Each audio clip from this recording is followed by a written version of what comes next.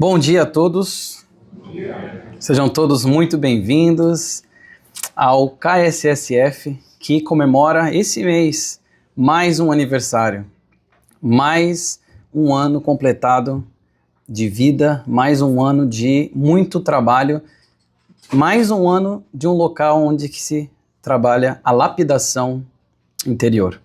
E este é o tema de hoje. Falaremos quais são as formas para que nós possamos fazer esse burilamento íntimo, que é uma das propostas fundamentais do Espiritismo.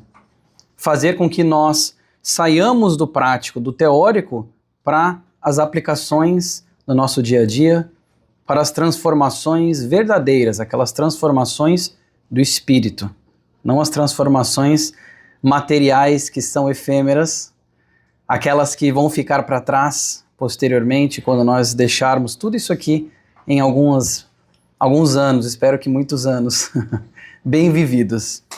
Então, falando de lapidação interior, uma das imagens que sempre me vem é essa imagem do self-made man, que é uma estátua em que a própria pessoa está sendo o seu artesão, a própria pessoa se burila. Então, é uma imagem muito poderosa e foi uma das inspirações que eu tive para o nome do tema, lapidação interior, porque a lapidação, se nós pensarmos na palavra, imaginaremos certamente que ela passa por o quê? Por um trabalho árduo, porque burilar uma pedra é algo extremamente difícil. Algo que é feito no passo a passo, parte por parte, no seu tempo. Então a nossa lapidação interior, a nossa modificação íntima que ocorre quando nós chegamos numa casa como essa, chegamos para aprender, fazemos os estudos, participamos dos grupos, estamos trabalhando justamente nessa lapidação interior, passo a passo, esse burilamento que é feito da forma como tem que ser, da forma como é feita uma obra de arte. Que nós todos como espíritos indivisíveis, únicos, imortais, somos a nossa própria obra de arte. Então, voltando aqui, trazendo um pouco da questão, vamos dizer assim, contextual, vamos numa passagem de Mateus em que Jesus vai nos dizer: ouvistes o que foi dito, olho por olho e dente por dente. Eu, porém, vos digo que não resistais ao mal, mas se qualquer te bater na face direita, oferece-lhe também a outra. E ao que quiser pleitear contigo e tirar-te a vestimenta, larga-lhe também a capa ou a túnica, dependendo da tradução. E se qualquer te obrigar a caminhar 1 milha, vá com ele 2. Jesus, nesta passagem, ele está literalmente elevando a régua. Ele está dizendo, se isso for feito a você, se o adversário quiser que você caminhe 1 milha com ele, vá 2. Porque como o próprio Paulo, o apóstolo Paulo nos fala, quando a reciprocidade de um ato colérico, de um ato do mal, vem do amor, ou seja, a nossa resposta é uma resposta baseada no amor, Paulo fala que é como se fosse brasas na cabeça daquele adversário. Porque ninguém é impermeável a atos de amor. E nós vemos isso tanto na literatura espírita, através dos livros do André Luiz, toda a série no mundo espiritual, a vida no mundo espiritual, nós temos exemplos de espíritos que estavam muitas vezes arraigados no ódio, na mágoa, no ressentimento, mas que com um ato de amor, com a persistência amorosa de outros espíritos, acabaram se dissolvendo. Jesus, então, nos fala justamente para que nós façamos algo a mais. Ele ainda vai dizer, se você só gostar daqueles que gostam de vocês, os publicanos já não fazem isso? Se nós só gostarmos ou só queremos conviver, só querermos escutar aqueles que nos têm elogios, não estaremos saindo do status quo, não estaremos saindo da inércia evolutiva. Não estaremos dando um passo à frente. Então aqui o que ele fala é justamente para caminhar 1 milha, caminhe 2. Eles querem uma peça sua, dê 2 peças. E é interessante que ele fala essa frase que ficou tão famosa do dar a outra face, né? Se o adversário... se o mau adversário lhe bater numa face e mostra a outra, é interessante como as palavras do mestre sempre têm um significado tão profundo, por mais simples que elas pareçam de primeira.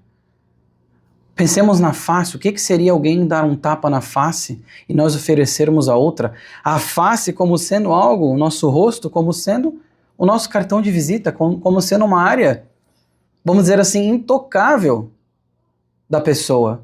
Porque se alguém tenta te tropeçar, é uma coisa, mas se alguém acerta o seu rosto, dói muito mais. Profundamente, o ponto de vista sentimental dói muito mais. E ele está justamente falando nessa questão de que o quê? Dá a outra face, ou seja, deixa o orgulho de lado.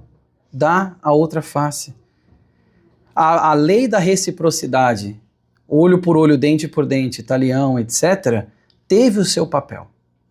Isso é indiscutível. Isso é uma coisa que também Jesus falava aos apóstolos. Teve o seu papel, porque numa época em que tudo ainda era muito rígido, muito acima do tom, as punições muitas vezes eram muito maiores, muito mais rígidas do que o próprio crime cometido. Então havia lá um crime e aí vinha uma punição muito mais acerba. E aí ele veio então essa questão da lei do olho por olho, dente por dente, ou seja, a equiparação das penas com os crimes. Isso já foi um avanço moral tremendo. Não podemos esquecer disso. Mas aqui ele está dizendo assim, esse não é o ponto final. Isso foi só um caminho. Agora o próximo passo é este. Caminhar 2 milhas quando querem uma. Dar a outra face. Ou seja, vá além. E nós temos um grande exemplo também com Eurípides Barçanufo, grande apóstolo do espiritismo brasileiro, em que existia esse espírito que ia sempre nas reuniões mediúnicas do Eurípides, do grupo do Eurípides, e ele sempre ele queria desestabilizar, ele queria espalhar o mal, não queria que eles prosseguissem. Só que Eurípides recebia ele com tanto amor, todas as vezes, que chegou um momento em que aquele espírito se deu como vencido. Ele desistiu na sua perseguição odiosa, porque ele simplesmente viu que não tinha mais como. Ele falava, não tenho mais como te odiar. Toda vez que eu tento te odiar, eu venho aqui, você me responde dessa forma amorosa, dessa forma tolerante. Eu não tenho mais como te odiar. E agora eu estou começando a entender as coisas que vocês falam aqui, e ele se tornou um amigo espiritual. Por quê? De novo, o amor. Eurípides foi além. Ele viu o adversário, ao invés de fazer olho por olho, dente por dente, bater de frente, ele foi além. Ele resolveu responder o mal que aquela pessoa desencarnada queria com o bem, com o amor. E com isso, transformou a vida daquele espírito que se tornou depois um aliado também. Então, a nossa transformação íntima, quando nós falamos de lapidação interior ou lapidação íntima, temos que ter em mente de que ficar onde nós estamos, onde nós chegamos, é legal, mas não é o suficiente. Temos que melhorar, temos que continuar nesse trabalho íntimo, esse trabalho interior, que cabe a cada pessoa.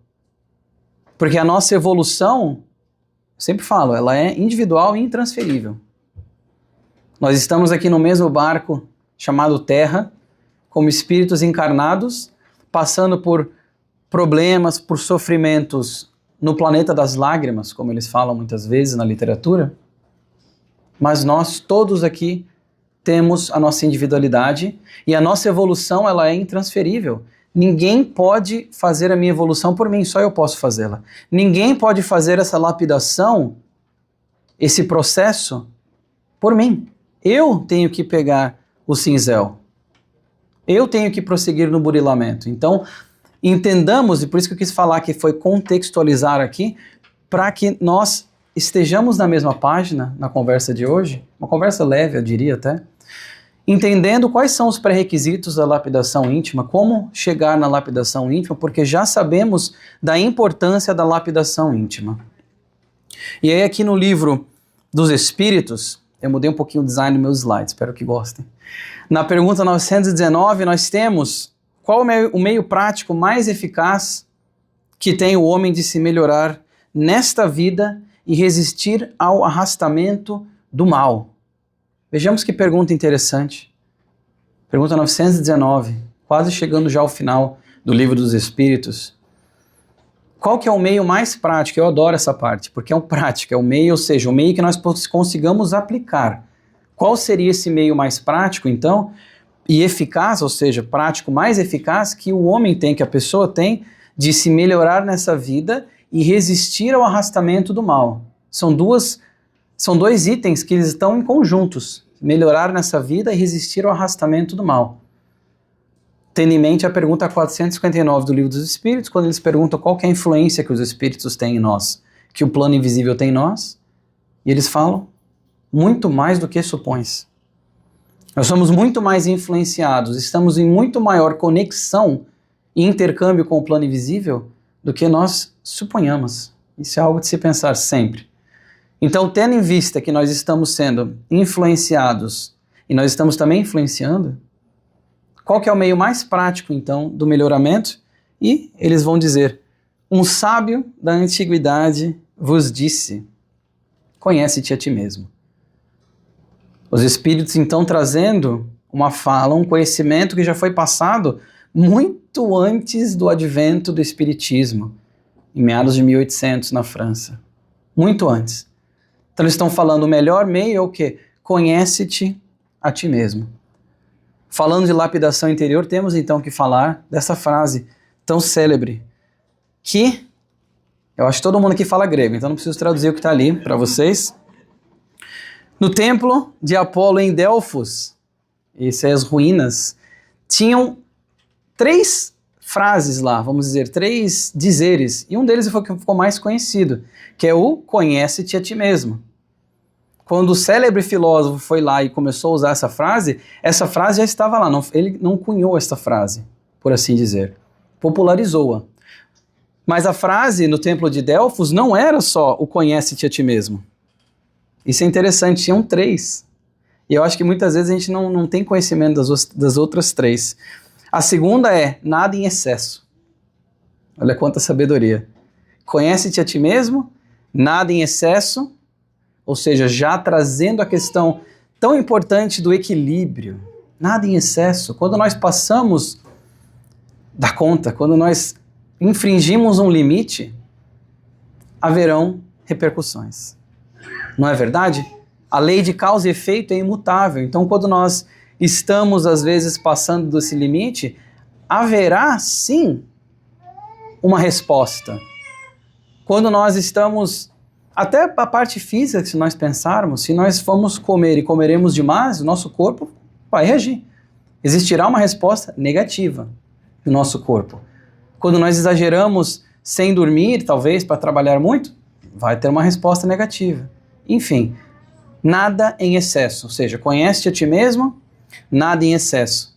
E a terceira é interessante também. A terceira, eles falam que é, faça uma promessa e o problema virá. Ou seja, problemas virão. Seria uma tradução bem não literal. Cuidado, ou seja, cuidado com a promessa, porque como seres muito falhos, nós estamos sempre sujeitos a tropeçar e a cair. Então, cuidado com as promessas, eles chamam de pledge, né, em inglês. Cuidado com aquilo que você vai tentar honrar para alguém, porque muitas vezes você vai cair. Isso faz parte do processo de aprendizado. Faz parte do processo de crescimento e lapidação íntima. Porque todos nós aqui erramos. Já erramos. Muito. E pode ter certeza que nós continuaremos errando. Pode ter certeza. Os tropeços virão, os fracassos virão, os insucessos virão. E não é ser negativo, é ser realista. É como que nós vamos lidar com isso, como que nós vamos aprender com aqueles tropeços que vai ditar a nossa velocidade do progresso, que também é uma lei inalterável e imutável. A lei do progresso. Tudo progride, invariavelmente. Então, para que nós entendamos, conhece-te a ti mesmo, nada em excesso e cuidado com as promessas, porque eles falam que trouble is at hand, ou seja, o problema já está logo aí. Cuidado com o que você vai prometer. E esse conhece-te a ti mesmo, outra coisa aqui da Odisseia de Homero, é uma história interessante. Eu até tentei achar uma foto mais ou menos que diria o que é, mas acho que todos já devem talvez ter ouvido essa história em que eles falam que Ulisses, ou no grego Odisseu, por isso o nome. Ele estava voltando da guerra de Troia com o seu barco e os seus marinheiros, e ele parou um tempo na ilha em que havia uma feiticeira chamada Circe. E essa feiticeira Circe, ela fala para ele, olha, você está retornando depois daqui, cuidado, porque no seu caminho você vai passar por uma área em que tem as sereias. E o canto das sereias é letal, elas te atraem pelo canto e já era. Uma palavra bem simples. E ela fala para ele, ele fala, mas o que eu posso fazer então? E ela fala, olha, você pode tentar de alguma forma não ouvir o canto das sereias, coloca cera nos seus ouvidos, para que você passe por aquele momento com o seu barco sem ouvir o canto das sereias, porque se você ouvir, você será atraído. E as sereias, só para contextualizar também, a sereia que nós temos em mente com o corpo de peixe, ela é da mitologia nórdica.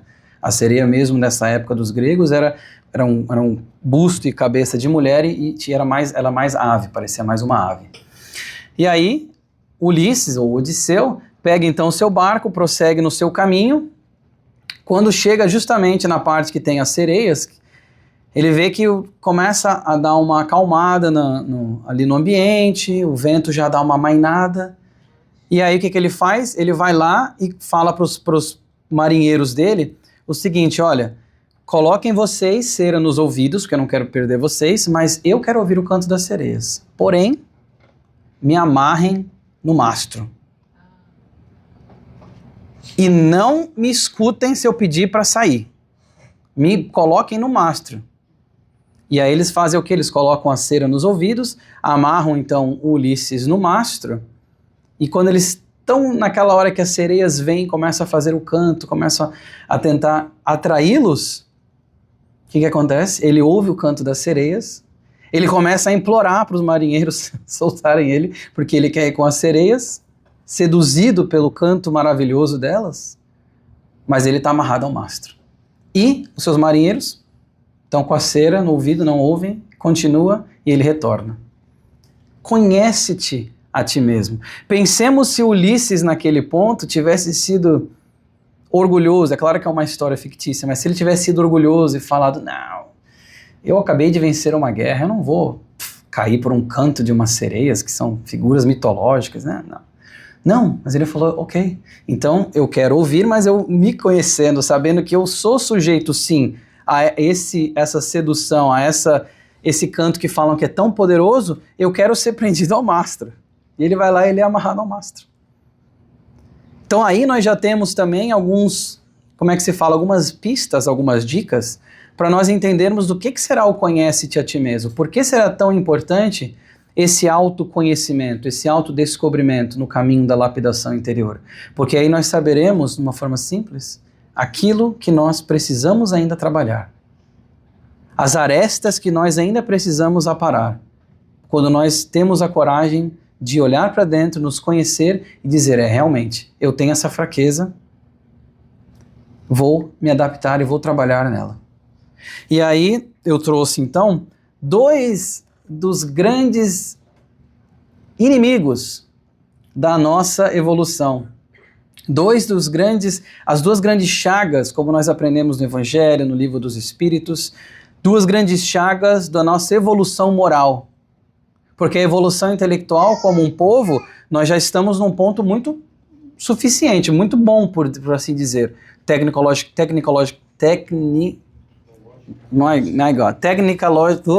uma forma tecnológica,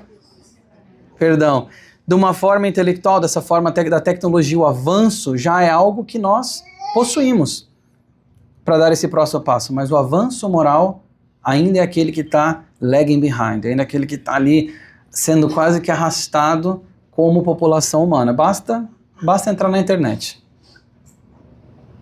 Basta entrar lá e buscar um pouquinho das notícias e ver como é que está o mundo. Aí nós vamos ver como é que nós estamos fazendo, se nós estamos fazendo o que Jesus falou para fazermos 2000 anos atrás. Ainda não. Mas o orgulho e o egoísmo, como nós aprendemos e os espíritos nos alertam, são esses 2 empecilhos para o nosso progresso. Esses 2 empecilhos para a nossa lapidação íntima, porque eles dificultam que nós primeiro olhemos para dentro, Por que eu vou olhar para dentro? Eu não preciso melhorar isso aí, você que precisa. Bom, a culpa não é minha, a culpa é sua. Não é? Quantas vezes nós não somos tão rápidos na resposta, num momento acalorado, muitas vezes. E nós acabamos deixando que isso venha à tona, que esse orgulho venha à tona, que o egoísmo venha à tona e que nós olhemos só para o nosso próprio umbigo. Que nós não pratiquemos aquilo que é a salvação, que nós aprendemos do Espiritismo, a caridade. Que nós não olhamos para o próximo, não ajudamos o próximo por egoísmo. E que nós temos orgulho de o quê? Não, eu não preciso olhar para dentro. Eu não, eu já estou bem nisso aí. Então, o orgulho e o egoísmo dificultam isso, eles dificultam que nós aceitemos a necessidade da mudança também, que eu coloquei aqui. Por quê? Porque nós podemos até às vezes olhar para dentro e falar, realmente, esse ponto eu ainda tenho que melhorar. Não, mas vai ser muito difícil e as pessoas vão falar, não vou. Não preciso. E outra, eu preciso melhorar isso sim, mas aquela pessoa tá pior que eu, tem que melhorar mais que eu. Se ela melhorar, eu melhoro. Esse é o orgulho e o egoísmo falando mais alto. Que muitas vezes acontece isso conosco. Então, impedir de olhar para dentro, eles impedem ou dificultam que nós aceitemos a mudança, a necessidade dela, e o terceiro é que há na própria atuação para que essa mudança se efetue. Então, eles acabam também impedindo que nós, uma vez que olhamos para dentro, aceito, tudo bem, vou aceitar, falando comigo mesmo que eu tenho que modificar isso, às vezes o orgulho e o egoísmo não vai me deixar que eu mude. Porque o que os outros vão falar? O que vão falar? Como é que será que não vai dar certo? E aí vem o medo, vem a incerteza, vem a influenciação, como o próprio Emmanuel fala na mensagem No Caminho, Verdade e Vida, as opiniões alheias. Mensagem belíssima, em que ele fala justamente sobre que nós devemos ter cuidado com as opiniões alheias, porque elas são arraigadas em coisas que nos travam. Ele fala, se perdoas com amor, te chamam de tolo. Se praticas o bem, e ele começa a citar várias coisas boas que nós podemos fazer, e a resposta das multidões, que ele fala, a opinião convencional das multidões. E é assim. Nós sabemos que é assim. Muitas vezes, quando vamos tentar seguir no caminho reto, ir pela porta estreita, a maioria das pessoas pode ser que estejam indo pela porta larga e nós nos sentiremos deixados de lado ou de fora. E vem essa pressão então interna, de novo, suportada pelo orgulho e pelo egoísmo, e nos impede que nós tenhamos a coragem de prosseguir. Ou quando nós estamos fazendo algo pelo bem. Seremos olhados muitas vezes e criticados, mas tudo bem. Porque no final, como a Madre Teresa de Calcutá nos fala, não é entre você e as pessoas, é entre você e Deus. As leis de Deus estão escritas na consciência de cada um. Se você olhar para a sua consciência e falar isso aqui realmente foi certo, mesmo que muitas pessoas estejam achando que foi errado, de fato, é isso que importa.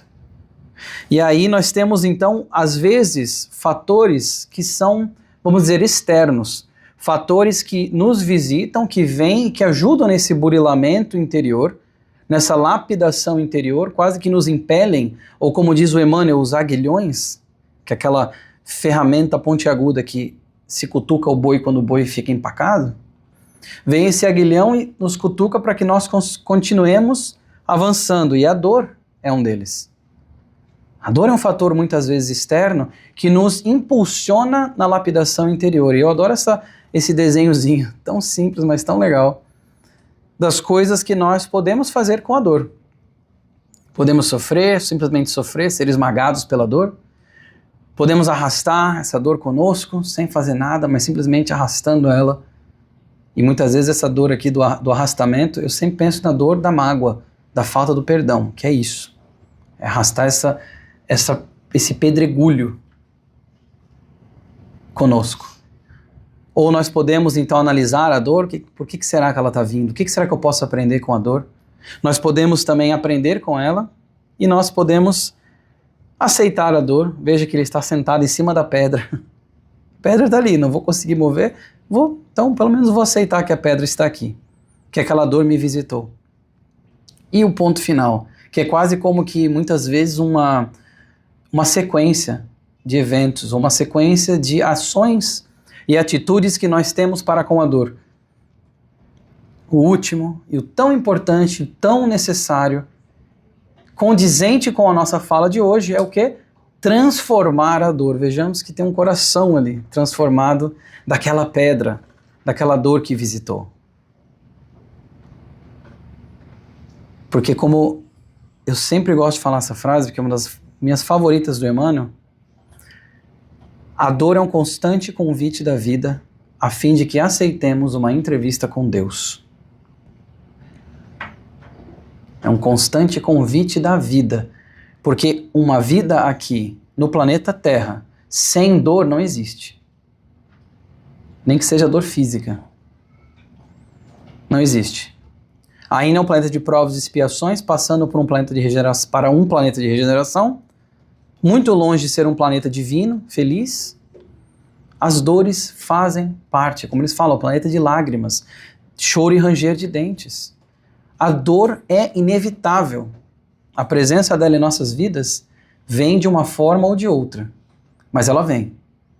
Então o que nós fazemos quando vem a dor é o que vai dizer em qual ponto desses 6 desenhozinhos nós estamos, qual ponto que nós, de maturidade espiritual, nós estamos ou já temos alcançado. O que nós fazemos com a dor.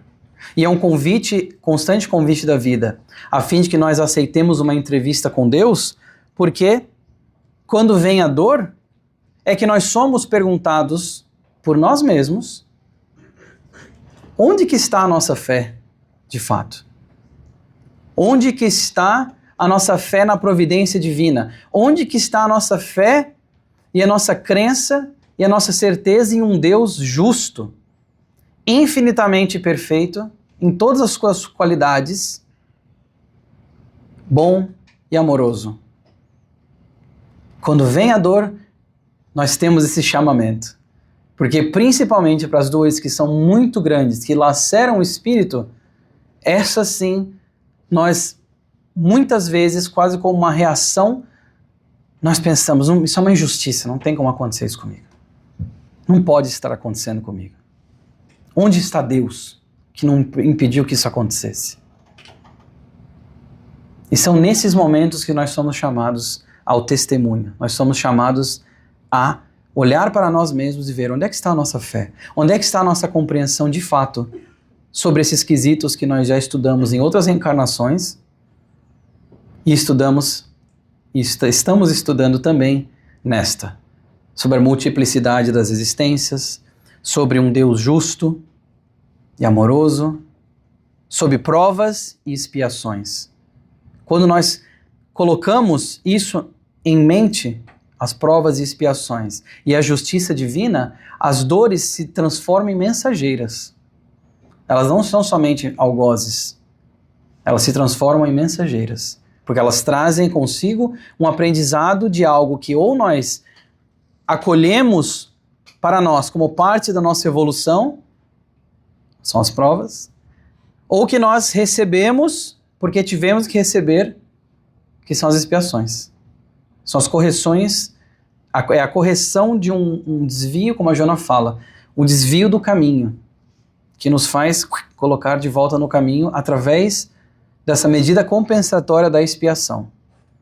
Quando nós temos isso em mente, tudo isso se transforma. E no Consolador, o Emmanuel também vai nos falar como ele classifica o sofrimento do espírito como dor-realidade e o sofrimento do corpo como dor-ilusão. Dor-realidade, dor-ilusão. Porque ele fala, a dor física, ela vai passar. Invariavelmente ela vai passar. A dor de uma doença, a dor às vezes de algum acidente, essas dores elas vão passar. Mas a dor do espírito, ele fala que é a dor é realidade, porque essa não é uma ilusão, no sentido de que essa dor do espírito permanecerá, essa dor da insatisfação, por exemplo, do espírito, ou do arrependimento do espírito, que errou contra as leis de Deus, desencarna, chega num plano umbralino, por exemplo, e se vê rodeado de outros espíritos sofredores. Essa dor não é uma ilusão. Essa dor é a dor realidade. Porque essa não ficou para trás. Essa permanece. Essa tem que ser entendida, compreendida, analisada, trabalhada e transformada. Então, para que nós contextualizemos também a questão da dor. E aqui no Caminho, Verdade e Vida, o Emmanuel nos fala que o mundo interior é a fonte de todos os princípios bons ou maus, e todas as expressões exteriores guardam aí os seus fundamentos. Ou seja, o mundo interior é a fonte de todos os princípios bons ou maus. Por quê? Porque nós trazemos em nós uma multidão de individualidades. Nós trazemos em nós uma multidão de pessoas e identidades que nós já fomos no passado, com os seus erros e os seus acertos, porque nós também acertamos já. Senão nós estaremos no mundo primitivo ainda, e não estamos. Então trazemos toda essa multidão conosco, e esse mundo interior é a fonte de tudo isso. Porque como a própria Joana de Ângeles nos fala, a paz exterior começa no cerne de cada ser. E assim também a gratidão, e ela vai citando outras coisas. Que nós sejamos de quê? Esse trabalho de purificar, esse trabalho de lapidação, que nós sejamos atentos à questão de que começa aqui. A mudança que nós queremos ver lá fora, começa aqui. Seja a mudança que você quer ver no mundo, falou Gandhi. Esse justamente é onde vem a raiz de tudo e nosso exterior se modifica com base no interior. Em regra geral, ele vai nos dizer: todos somos portadores de graves deficiências íntimas, não exteriores. Porque não nos enganemos que as deficiências exteriores às vezes escondem espíritos grandiosíssimos que vêm em missão. Esqueçam as deficiências exteriores do corpo. Mas ele fala que somos graves deficientes íntimos. É claro, olha onde nós estamos. Necessitadas de retificação. Mas o trabalho de purificar não é tão simples quanto parece. E eu acho que é quase que uma redundância ele falar que não é tão simples quanto parece, porque se alguém aqui já tentou, em algum momento, modificar alguma deficiência íntima, vamos usar as mesmas palavras que ele, sabe o quão difícil é essa modificação. E também outro fator que complica essa modificação diz respeito ao esforço pessoal, ao esforço individual, que ninguém pode fazer por você. Então essa purificação íntima, ninguém pode ir lá te purificar internamente. Você que tem que pegar o seu cinzel e fazer essa lapidação, essa purificação, pegar o seu próprio filtro e fazer essa purificação. E um dos pontos que nós podemos pensar quando falamos de purificação íntima, de modificação, lapidação, é que tudo tem o seu tempo para ocorrer também. Esse é um fator importante. Para que nós não tentemos apressar algo que não dá para ser apressado, ou que nós não tentemos apressar em alguém algo que não dá para ser apressado. Tudo vem ao seu tempo. Isso me lembrou também, e por isso que eu coloquei essa arte aqui, da parábola do semeador. Quando Jesus vai contar que esse semeador saiu a semear, e nós temos isso em mais de um evangelho, inclusive, e todos os destinos das sementes. Então, as primeiras ele fala que o semeador joga, as sementes são comidas pelos pássaros, as outras caem numa terra meio pedregosa, até conseguem se firmar, mas aí quando sobe já vem o sol e mata as sementes, aquelas plantas que estavam germinando. A outra, ela acaba caindo num terreno de espinhos, ela cresce bastante, mas os espinhos vão e sufocam a semente. E outra ele fala que cai em terra fértil, e essa terra fértil então dá frutos distintos, 10, 30, 100. Então assim, é uma demonstração de que tudo vem no seu tempo também, que a nossa lapidação também vem no tempo, porque ele fala que a semente é a palavra de Deus. Vejamos, a semente é a palavra de Deus. Os conhecimentos de Deus, os conhecimentos passados pelo nosso mestre, revivido pelo Espiritismo. São esses que é o Consolador prometido.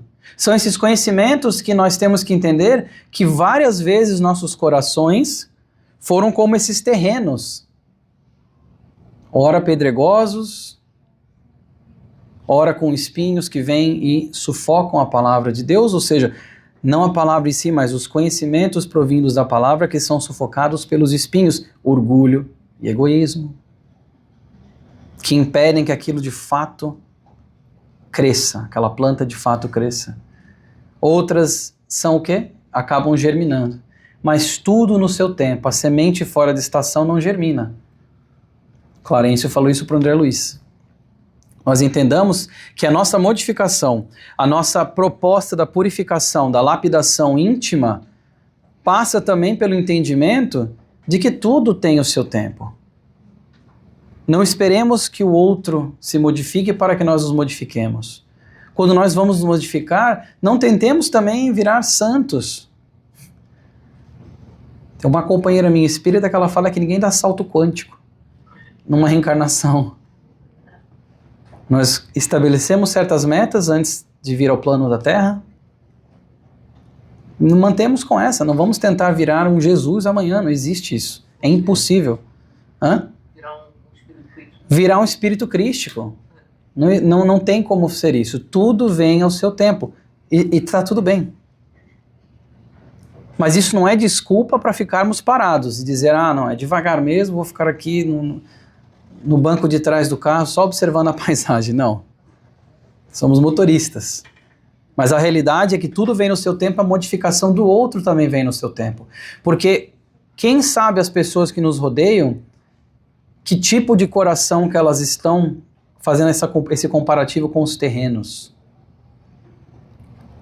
E se nós ficarmos esperando, às vezes, a modificação do outro, não só perderemos tempo, ficaremos frustrados e atrasaremos a nossa própria modificação também. Lembrando que tudo vem ao seu tempo.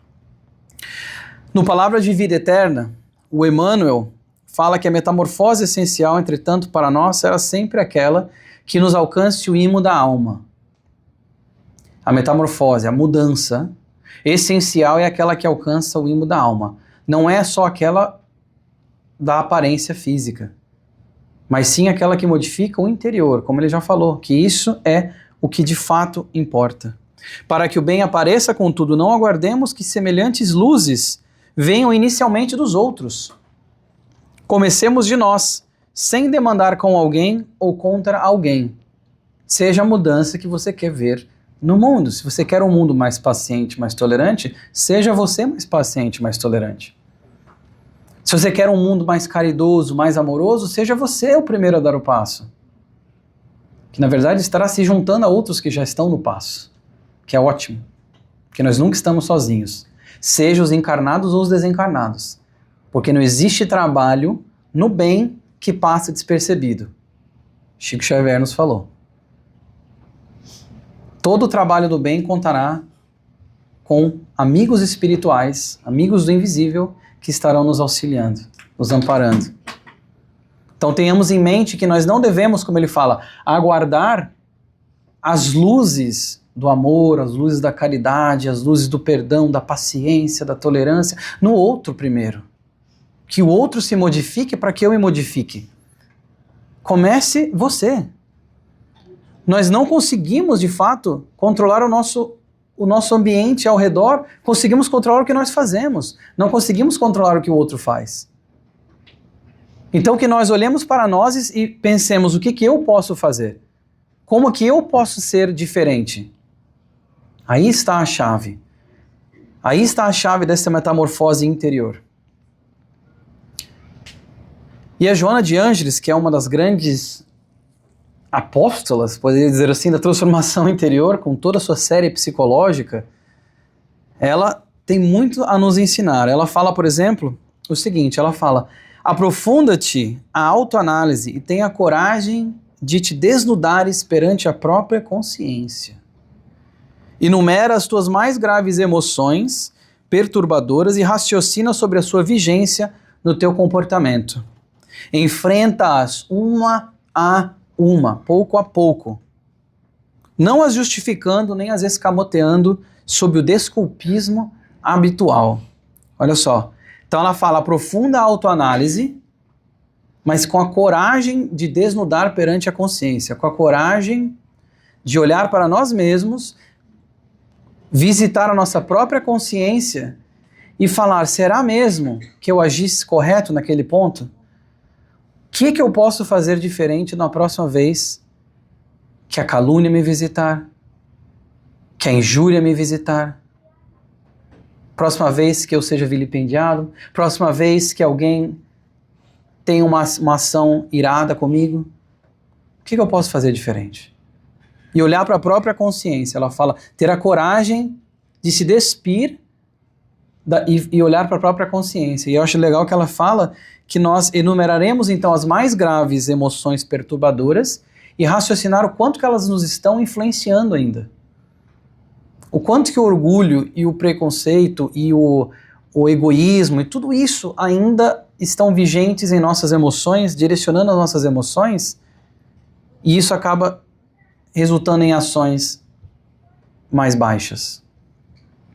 E ela fala, e aí então, enfrenta-as uma a uma, ou seja, enfrenta essas dificuldades uma a uma, pouco a pouco. Mas sem o desculpismo habitual. Eu acho ótimo, porque a Joana de Ângeles, assim como Emmanuel, eles são da escola do não me vem com desculpinha. Não vem me dizer que foi o outro que fez, não quero saber. Que é justamente isso, porque muitas vezes, como eu falo, nós temos o hábito de apontar o dedo primeiro. E ela fala, não, sem esse desculpismo habitual do porquê que você errou, porquê que você agiu daquela forma naquele momento. Isso é importante para que nós tenhamos em mente. E o nosso querido Paulo, na carta aos Efésios, ele vai falar que quanto ao trato passado, vos despojeis do velho homem que se corrompe pelas concupiscências do engano e vos renoveis no espírito da vossa mente. Ele fala o que? Esse despojar do velho homem, que seria esse despojamento, esse deixar para trás, deixar de lado o homem velho, a pessoa velha, a pessoa que nós fomos ontem, a pessoa que nós fomos ano passado, a pessoa que nós somos em uma encarnação pregressa em que nós erramos em certos pontos e que nós não fizemos a lapidação íntima naquele momento. Porque, de novo, a lapidação, imaginando a escultura novamente, é feita passo a passo. A estátua não é construída com uma martelada, uma marretada. É feita passo a passo. Então ele fala para despojar desse homem velho, para que nós deixemos para trás aquilo que nós olhamos e já temos a consciência de dizer, não está certo. A forma que eu estou agindo ou que eu agi não está certa. Eu agora tenho conhecimento suficiente. E nós, quando estudamos Espiritismo, muito se descortina para a nossa consciência. Porque nós começamos a ver muito propósito, nós começamos a ver a lei de ação e reação, começamos a ver como tudo está interconectado. E nós aprendemos, então, a não mais ter essas desculpas, o que nós, de 2000 anos atrás, não conhecíamos. Agora nós já conhecemos. Não temos mais a desculpa da falta do conhecimento, da ignorância. E aqui o núcleo de estudos psicológicos da Joana de Ângeles, eles têm esse livro, e eu trouxe aqui a parte do autodescobrimento, que eles vão mencionar alguns pontos. O primeiro, eles falam que para que isso ocorra, essa lapidação ocorra, tem que ter uma predisposição. Ou seja, o indivíduo tem que ter uma consciência na qual a cura ou a transformação se façam possíveis. Uma predisposição a ser curado, que se inicia na aceitação e reconhecimento da própria realidade. A base dessa predisposição é aceitar que precisamos mudar. Estarmos predispostos a sermos melhores. É tão difícil isso, é tão difícil, porque nós não hesitamos em tentar ser melhor quando nós estamos aprendendo um instrumento musical, por exemplo. Não, tem que melhorar isso aqui, eu tenho que treinar mais. Quando estamos aprendendo uma língua, não sabia aquele vocabulário, agora eu sei. Mas a transformação íntima toca muito mais fundo, é muito mais difícil. Não, eu fui orgulhoso, eu tenho que melhorar. Muito mais complicada, mas tem que haver uma predisposição. Segundo, tem que ter um sentido. Estar consciente de que sua cura, sua transformação faz parte de algo maior que ele próprio. que está vivenciando os efeitos do poder divino e a dimensão espiritual de sua realidade. Que nós não estamos sozinhos, que as nossas ações, que provêm do que nós somos, têm uma consequência muito grande naquilo que nós estamos vivenciando ao nosso redor, nas pessoas ao nosso redor, encarnadas ou não. Encarnadas ou não. Porque aquilo que nós fazemos tem uma consequência também, invariavelmente, nos desencarnados. Então, como será que eu estou me portando? Que tipo de ações eu estou tendo? Que tipo de sentimentos eu estou cultivando? Que tipo de pensamentos eu estou emanando? Qual que é o teor deles? Porque isso influenciará diretamente os resultados ou influenciará aqueles que nos rodeiam. Número 3, a transformação é reconhecer que precisa mudar padrões básicos, cognitivos, afetivos e comportamentais. Ou seja, reconhecer que nós precisamos sim exercitar essa mudança. E aí uma das visualizações, vamos dizer assim, que eu trouxe aqui, é a ponte. Porque se nós imaginarmos que a aceitação, ela é justamente essa ponte que liga dois pontos, o ponto do autoconhecimento e o ponto da ação modificadora. Porque se nós primeiramente não aceitarmos a necessidade da mudança, ela não se efetuará. Porque no final somos nós que temos que nos modificar. Nós que faremos esse trabalho interior. Mas se eu não aceito que eu ainda tenho uma aresta a ser aparada, é impossível eu ter a ação que vai modificá-la. É impossível. A aceitação, então, justamente quando nós temos o autoconhecimento, quando nós buscamos saber o que devemos fazer e nós conseguimos fazer, uma das pontes é a aceitação. E um exemplo que eu gosto de dar referente à aceitação é, psicologicamente nós temos às vezes dificuldades na aceitação dessas coisas que nós ainda temos que trabalhar, mas fisicamente nós não temos. Quando alguém está muito mal, vai fazer um exame e, vamos supor, é diagnosticado com câncer, a lógica é que a pessoa vai e se trate. Mas para você se tratar de um câncer, você tem que aceitar que você tem ele. Parece algo óbvio, redundante, mas é verdade. Porque se eu não aceitar que eu tenho aquilo vai me consumir. Mas quando eu vou ao tratamento, eu sei porque eu tenho aquele problema e eu vou tratar aquele problema. A aceitação. Que é muitas vezes vista com um olhar negativo. Aceitar, quase que uma passividade, resignação. E a Joana de Ângeles, no livro Autodescobrimento, olha o título do livro, Autodescobrimento. Ela traz algum passo a passo, um certo guia aqui. Ela fala que primeiro tem que ser a insatisfação pelo que se é, ou se possui, ou como se encontra. Esse é o primeiro pré-requisito para essa reforma íntima, para essa lapidação interior. Segundo, desejo sincero de mudança. Olha que legal. Um desejo de fato de querer modificar aquilo que nós somos, aquilo que nós temos e a nossa realidade. E eu sublinhei sincero porque a palavra sincera é interessante. Não sei quantos de vocês sabem, mas a palavra sincera, ela vem do latim, que antigamente os patrícios romanos, eles contratavam artesãos para fazer obras, e para colocar as obras nos seus jardins, nas suas casas, como uma forma de ostentação. E os artesãos, em algum momento, eles estavam muito ocupados, tinha muito trabalho. Então eles não estavam entregando as suas obras de uma forma perfeita, tinha muitos cracks, muitos probleminhas com as obras, e eles iam lá fazer o quê? Colocavam cera para cobrir o defeito e entregavam a obra para o cliente. E aí então eles começaram a cunhar esse termo, que é o quê? Que é quando as pessoas que contratavam os artesãos falavam: eu quero esse vaso, eu quero essa estátua, mas sem cera, sem cera. Por quê? Porque quando vinha o sol, se tinha alguma cera, o sol derretia a cera e aí você via as falhas do objeto, da escultura. Você via ali os cracks. Então eles começaram a ficar, vamos dizer no português bem fácil, ficaram ligados nisso. Então eles falavam assim: olha, eu quero essa estátua, mas sem cera, sem cera, sincera. E aí a palavra, uma forma sincera. Ou seja, como que o nosso desejo de mudança tem que vir sem cera. Tem que vir sem a cobertura daquilo que nós ainda temos que melhorar, aquelas quebras na nossa personalidade que nós ainda temos que melhorar. Tem que vir sem cera, sincera, de uma forma sincera. Tem que ter a persistência no tentame, a Joana vai nos falar. Temos que continuar na luta, temos que continuar na empreitada de nos modificar. Disposição, olha só, vejamos então a aceitação aqui, que interessante. Disposição para aceitar-se e vencer-se.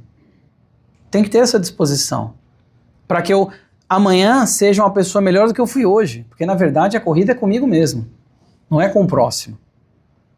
É entre eu e Deus. Então isso é que é importante. E 5, capacidade para crescer emocionalmente, que todos nós temos. Todos nós temos capacidade para crescer emocionalmente. Então esses são os pré-requisitos que a Joana de Ângeles, os requisitos que a Joana de Ângeles nos passa para que essa transformação ocorra de fato. E aí eu estava fazendo a gravação num podcast em inglês sobre a série da Joana de Ângeles, e a pessoa que estava fazendo comigo, nós criamos essa analogia desse autodescobrimento, que é como se fosse nós desbravarmos uma floresta densa, uma selva densa. Mas claro que a selva somos nós mesmos, é o nosso próprio interior. Mas quando nós vamos desbravar uma selva densa, nós temos que ter algumas coisas conosco. Temos que ter instrumentos, temos que ter a bota, talvez um facão para ir abrindo as coisas na selva, às vezes tem que ter ali um protetor solar ou às vezes um repelente. Isso seria o quê? Seria o conhecimento, seria a vontade de mudança. E aí nós fazemos uma analogia com cada um desses itens com o desbravamento da selva interior. Que é assim, dá medo. Ir para uma selva que nós não conhecemos, por isso que a palavra é autodescobrimento, descobrir a si mesmo, dá medo. Porque às vezes nós não queremos olhar com medo de saber o que nós vamos encontrar naquela selva, naquele nosso interior. Mas nós temos que fazer esse trabalho tão importante. E aqui o Santo Agostinho ele fala: fazei o que eu fazia quando vivia na terra. Ao fim do dia interrogava a minha consciência, passava em revista o que fizera e me perguntava se não faltara algum dever. Ele fala que ele fazia isso como um mercador. No final do dia vê o seu lucro e as suas perdas, os seus ganhos e as suas perdas. Ou como o jardineiro que olha o seu jardim e retira as ervas daninhas que estão lá atrapalhando. O conhecimento de si mesmo é, portanto, olha só o que ele vai dizer, a chave do progresso individual. O conhecimento de si mesmo, o autoconhecimento, conhece-te a ti mesmo. Olha como todos esses temas eles têm o mesmo teor. Conhece-te a ti mesmo.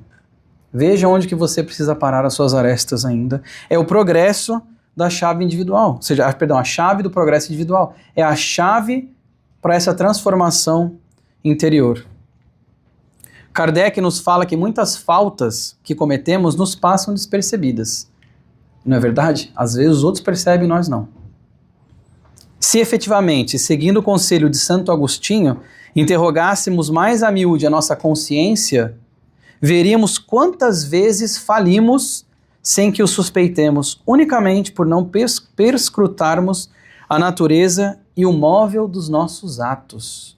Então nós falimos e nós não temos a humildade, porque esse é um fator importante, de olhar e dizer, onde será que foi a minha parte nisso? Onde será que eu errei? Onde que eu posso ser melhor?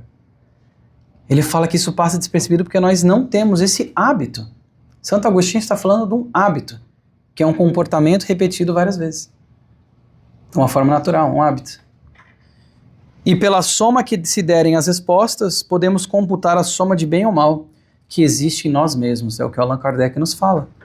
Como o Santo Agostinho mesmo falou, desse balanço dos lucros e perdas, do ganho e das perdas. Para encerrar, a Joana vai nos falar, consciente de que és o que fizeste de ti, e poderás ser o que venhas a fazer de ti próprio, não postergues a decisão do autoencontro. Consciente de que és o que fizeste de ti. Nós somos aquilo que nós já fizemos de nós. Nessa reencarnação e em outras. Mas nós somos aquilo do que nós fizemos de nós. E que poderemos ser, ou seja, seremos o que nós venhamos a fazer de nós mesmos, não posterguemos a decisão do autoencontro. Não deixemos para amanhã o que nós podemos fazer hoje, porque nós não sabemos do amanhã. Nós não sabemos se estaremos rodeados das mesmas pessoas que nós estamos rodeados neste momento, como familiares, como amigos. Nós não sabemos onde nós estaremos amanhã, de verdade. Não temos essa certeza. Então que não posterguemos o autoencontro, que não posterguemos esse autodescobrimento, essa lapidação interior que só depende de nós mesmos. Vocês, hoje é um domingo de manhã, vocês optaram por estarem aqui, tentando se aprimorar. Agora é pegar o conhecimento e aplicar lá fora. Que assim seja.